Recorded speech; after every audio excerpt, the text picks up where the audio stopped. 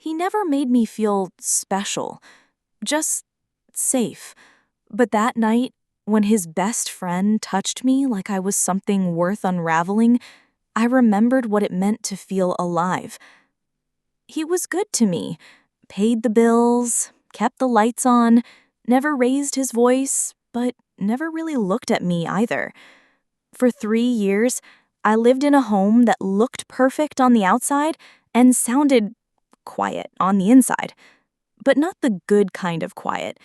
More like the kind that settles in your bones when love has packed its bags and left you with routine instead. I stayed because I had nowhere else to go, because I'd learned the hard way that love doesn't always come with shelter, and shelter doesn't always come with love. So when Darren, his best friend, came to visit for a weekend, I didn't expect anything. Not the way he looked at me like I was sunlight, not the way he listened when I spoke, like my words were treasures instead of tasks.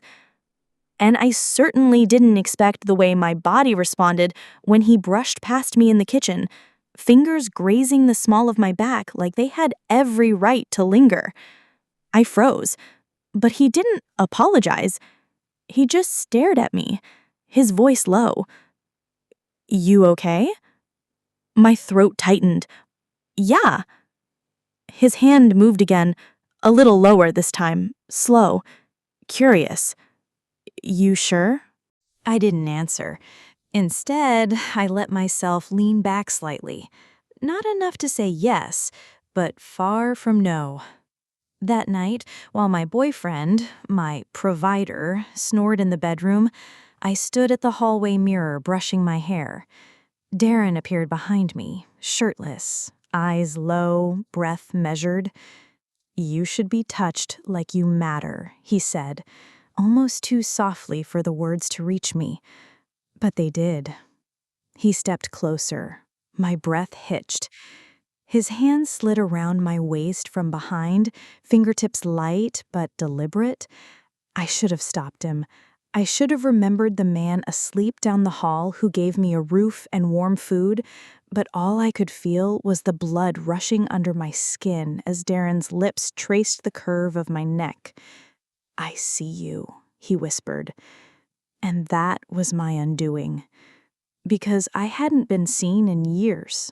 He turned me toward him slowly, as if asking with every movement, and I gave him permission with every breathless nod.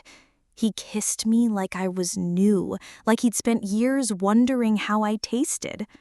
The kiss deepened, and he lifted me onto the bathroom counter, his body pressed between my knees. I wrapped my legs around him like instinct, nails digging lightly into his back. "I shouldn't," I murmured. "But you want to." His tongue teased mine before moving to my collarbone, where he paused. "Tell me to stop."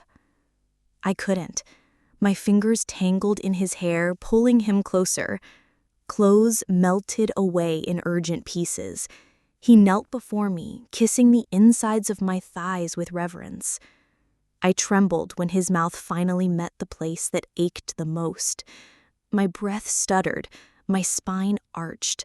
I whimpered his name, not like a betrayal, but like a prayer. He rose and kissed me again, lips slick with the proof of my want. He slid inside me slowly, watching every flicker of emotion cross my face. It wasn't just the sensation, it was the presence. The way he looked at me, really looked, even as we moved together like a secret unraveling. I clung to him, my heart pounding too loud. "What are we doing?" He kissed the corner of my mouth. "Everything you've been starved for."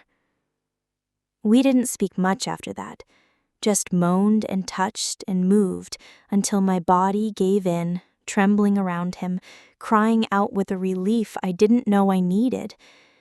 After, he stayed inside me, resting his forehead to mine.